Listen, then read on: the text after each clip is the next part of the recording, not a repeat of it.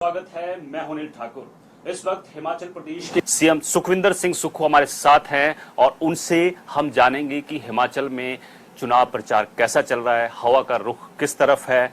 CM साहब, India news पर आपका स्वागत है।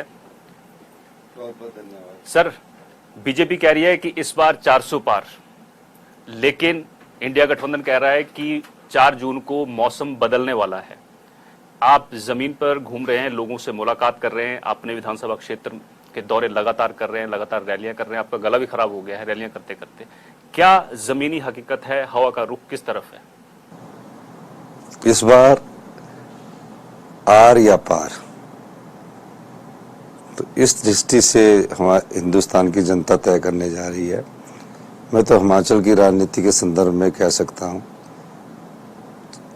हिमाचल में 6 विधानसभा के उपचुनाव और 4 लोकसभा के हो रहे।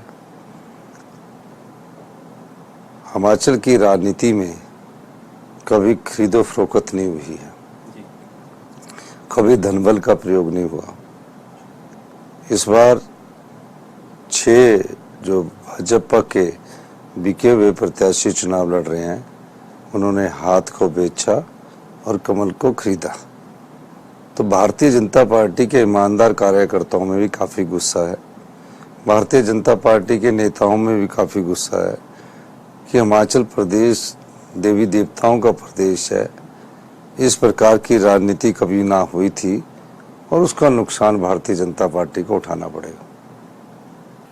सर, हिमाचल में 4 लोकसभा सीट हैं, 6 विधानसभा सीटों पर उपचुनाव हो रहा है। क्या लग रहा है आपको? 10 सीटें टोटल हैं। आपको हिमाचल में कितनी सीटें आती हुई दिख रही हैं? देखिए, हम तो सभी सीटों को जीत रहे हैं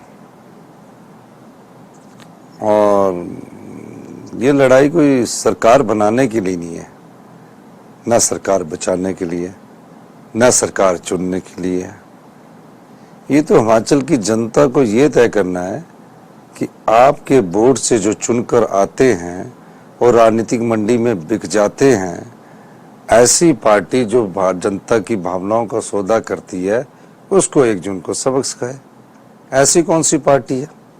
ऐसी पार्टी वो है जिन्होंने 6 कांग्रेस के विधायक खरीदने के बाद उन्हें भारतीय जनता पार्टी का टिकट दे दिया। सौदा हुआ ना, उन्हें 5 साल के लिए चुनकर भेजा था, अब वो 3.5 साल का चुनाव लड़ रहे हैं। ये भी हिंदुस्तान के पहले इतिहास में पहली बार है जहां आजाद विधायक विधानसभा के गेट के बाहर धरने पर बैठे हैं और कह रहे हैं हमारा इस्तीफा स्वीकार करो। इतना ही नहीं, वो हाई कोर्ट में चले गए हैं कि हमारा इस्तीफा स्वीकार करो। उनका इस्तीफा स्वीकार जो नियम होते हैं उसके हिसाब से जो भी हाई कोर्ट कहेगा होगा। लेकिन एक चीज मैं उनसे पूछना चाहता हूँ, क्या अगले जो 3.5 साल का चुनाव होगा, क्या वो नहीं लड़ेंगे? आजाद प्रत्याशी की कोई अपनी पार्टी थोड़ी होती है, उसका तो विधानसभा क्षेत्र का विकास ही पार्टी होती है। कांग्रेस करेगी तो कांग्रेस को समर्थन करेंगे, भारतीय जनता पार्टी करेगी तो भारतीय जनता पार्टी को समर्थन करेंगे। ये नई प्रकार की राजनीति ने हिमाचल प्रदेश में जन्म लिया है और हिमाचल प्रदेश की जनता भविष्य की राजनीति को अगर साफ और स्वच्छ रखना चाहती है तो 1 जून को अधिक से अधिक जिसने पार्टी ने आपका वोट खरीदा है, उस पार्टी को सबक सिखाने का समय है। लोगों का मन है, जनबल जीतेगा और धनबल हारेगा। आप भाजपा पर आरोप लगाते हैं, लेकिन बीजेपी के जो राष्ट्रीय अध्यक्ष हैं जेपी नड्डा, वो हिमाचल के दौरे पर थे और वो कई जगह कह रहे हैं कि कांग्रेस अपना घर नहीं संभाल पा रही और आरोप हमारे ऊपर लगा रहे हैं। चलिए, मैं मानता हूं कि कांग्रेस अपना घर नहीं संभाल पा रही, तो भारतीय जनता पार्टी ने जिनको टिकट दिया तो कांग्रेस से गए हुए थे, अपना घर तो संभाले भारतीय जनता पार्टी। हमारे तो छोड़िए, हमें तो कह रहे हैं कि कांग्रेस अपना घर नहीं संभाल पा रही। वो 6 विधायक बिके, चलो अगर मुझसे नाराज थे तो आपको ज्वाइन करते, फिर टिकट किसके आधार पर उन्होंने दे दिया? सौदा हुआ ना तभी तो टिकट दिया। तो टैची गल भी कर रहे हैं लोग, पूछे टैची मिली कोई? देखा, टैची तो सामान से भरा टैची उनको मिल चुका है। वो बेचारे तनाव में है, इतना पैसा हो गया है कि रात को उनको नींद नहीं आ रही होगी, कहीं ना कहीं गलती करेंगे, टैची को पकड़ लेंगे। अब मैं आपके भाषण जो है लगातार सुन रहा हूं और आपने कल तो जो बागी विधायक हैं उनके सरनेम चेंज कर दिया आपने और लोग उस पर खूब तंज भी कस रहे हैं। निश्चित तौर पर जो बिका हुआ उसको बिका ही बोल लेंगे। उसने हाथ को बेच दिया, कमल को खरीद लिया। कमल के कार्यकर्ता जिस कमल को इतने सालों से संभालते रहे, उस कमल के कार्यकर्ताओं को पूछा नहीं, अब मुरझाया हुआ कमल लेकर वो चले हुए। अच्छा सीएम साहब, मंडी सीट एक ऐसी सीट है जो पूरे देश में सुर्खियों में बनी हुई है और वहां बयानबाजी लगातार दोनों तरफ से चल रही है और आप भी पीछे नहीं है। आपने बयान दिया कि मंडी में एक फिल्म की शूटिंग चल रही है और जयराम ठाकुर उसके डायरेक्टर हैं, फ्लॉप डायरेक्टर हैं, लेकिन उन्होंने पलटवार करते हुए कहा है कि 4 जून को पता चलेगा कि हमारी फिल्म जो है वो सुपर डुपर हिट होने जा रही है। उनकी 3 फिल्में बनी हैं, तीनों फेल हुई और ये जो जिस फिल्म की डायरेक्शन कर रहे हैं, अगर स्टोरी भी अच्छी हो, हीरोइन भी अच्छी हो, डायरेक्टर फ्लॉप हो, तो फिल्म का हिट होना बड़ा मुश्किल है। कंगना को लेकर लगातार बीजेपी कह रही है कि कांग्रेस ने ऐसी बयानबाजी की और महिला का अपमान किया, उस पर क्या कहना है आपको? क्योंकि विक्रमादित्य कह रहे हैं कि कंगना जिस जिस मंदिर में गई है वहां की सफाई होनी चाहिए। देखिए, महिला का अपमान नहीं, हमने तो महिलाओं का सम्मान दिया। लाहौल स्पीति में पुरुष प्रधान था, हमने वहां महिला को टिकट देकर उनको सम्मान दे दिया। और जो कंगना के बारे में ये राजनीतिक बयानबाजी होती है और चुनावों के वक्त कई चीजें होती है। सीएम साहब, एक और चीज की अब कांग्रेस में ऑल इज वेल है, क्योंकि प्रधानमंत्री नाहन में आए थे, उन्होंने लोगों से कहा कि नारे जरा खुलकर लगाइए, डरने की जरूरत नहीं है, क्योंकि यहाँ की सरकार ज्यादा दिन की मेहमान नहीं है। जयराम ठाकुर भी यही बोल रहे हैं कि 4 जून को सिर्फ देश में ही सरकार नहीं बनेगी, हिमाचल में भी सरकार बदलेगी। 1 महीना तक तो पूरा जोर लगा दिया उन्होंने। 1 महीना तक तो हमारे जो 3 आजाद और 6 को लेके कभी पंचकुला, कभी हरिद्वार, कभी ऋषिकेश, कभी गुड़गांव के क्यों गए? सरकार गिराने के लिए षड्यंत्र था। सरकार स्थिर है और मजबूती से होगी। हम 34 से 40 पहुंच जाएंगे। 34 से 40 हो रहे हैं, ये कंफर्म है? तभी तो मैं बोल रहा हूँ। तो बीजेपी मतलब जो सपना देख रही है वो पूरा नहीं होने वाला, जयराम ठाकुर? नहीं, बीजेपी तो ये नहीं है। बीजेपी अपने कार्यकर्ताओं का हौसला बनाने के लिए इस प्रकार की स्टेटमेंट दे रही है। सपोज करिए अगर वो 6 के 6 जीत भी जाए तो कितनी सीटें हुई? 25 और 6 31, 34 हमें, 3 जो इस्तीफा दे रहे उसके चुनाव होने हैं, तो कैसे उनकी मेजोरिटी होगी?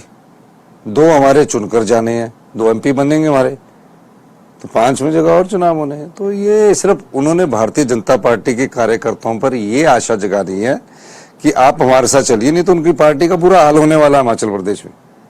कोई दो राय नहीं है। 15 महीने में हमारी सरकार ने ईमानदारी से काम किया, पारदर्शिता से काम किया, भ्रष्टाचार के चोर दरवाजे बंद किए, 2200 करोड़ रुपए का अतिरिक्त राजस्व कमाया, 20% अर्थव्यवस्था में सुधार किया।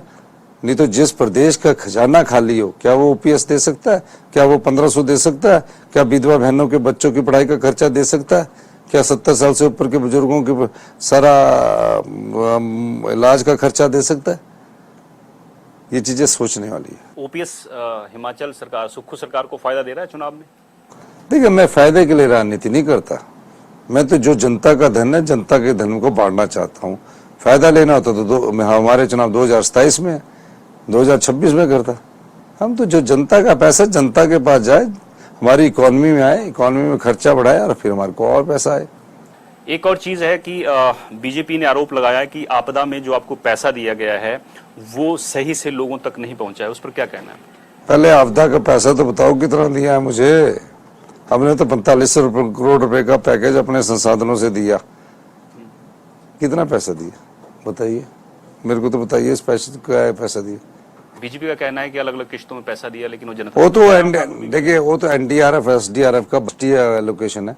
आपदा नहीं आती तो भी मिलना था, आपदा आ गई तो भी मिलना था, तो ये गलत बात है। ठीक है, हिमाचल की सरकार जो है वो गारंटियों के बूते बनी थी और गारंटी आपकी सबसे बड़ी ताकत भी है। राहुल गांधी ने कहा है कि सरकार बनते ही 4 जून के बाद हम हर महिला के खाते में, हर परिवार की एक महिला के खाते में 8500 रुपए डालेंगे, लेकिन बीजेपी हिमाचल को मुद्दा बना रही है कि यहां पर 1500 का वादा किया था, आपने पूरा नहीं किया। देखिए, एक बात बताइए, 1500 को 2,37,000 को 1500 रुपये मिलना शुरू हो गया। चुनाव आयोग के पास भारतीय जनता पार्टी के जयराम ठाकुर और सब गए और उसके बाद उन्होंने चुनाव आयोग से अपील की कि फार्म भरना बंद कर दो। जैसे ही चुनाव आयोग ने हमको इजाजत दी, हमने दोबारा फार्म भरना स्टार्ट कर दिए। अब जो पैसे वो अगले महीने इनके डल जाएंगे। ठीक है सर, एक अंतिम सवाल लेना चाहता हूं कि बेरोजगारी का मुद्दा वो कांग्रेस ने हर रैली में उठाया है, लेकिन भाजपा यहां भी आपसे ही सवाल कर रही है, हिमाचल को मुद्दा बना रही है। पूरे देश में जहां भी कांग्रेस की रैलियां हो रही हैं वहां पर आरोप लग रहे हैं कि भाजपा ने बेरोजगारी का जो वादा था वो पूरा नहीं किया, लेकिन बीजेपी बोल रही है कि पहले हिमाचल को देख लीजिए। 2 करोड़ रोजगार देने का हर साल मैंने तो नहीं कहा था। हमने तो ये कहा था कि हम सरकारी, अर्ध सरकारी, निजी क्षेत्र, गैर सरकारी में 1 लाख रोजगार के अवसर पैदा कर रहे हैं। बीजेपी ने सरकारी क्षेत्र में 5 साल में 20,000 रोजगार के अवसर पैदा किए। मैंने एक ही साल में 22,000 पोस्टों के विज्ञापन कर दिए सरकारी क्षेत्र में, और निजी क्षेत्र में तो कई लोगों को रोजगार मिल चुका।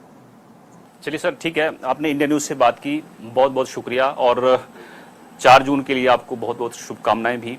तो ये थे हिमाचल प्रदेश के मुख्यमंत्री सुखविंदर सिंह सुक्खू, जिन्होंने इंडिया न्यूज से खास बातचीत की और बताया कि जो हवा का रुख है वो उनकी तरफ है और नतीजे जो हैं उनकी फेवर में आने वाले हैं। तो फिलहाल मेरे साथ इतना ही। आप जुड़े रहिए इंडिया न्यूज के साथ। नमस्कार।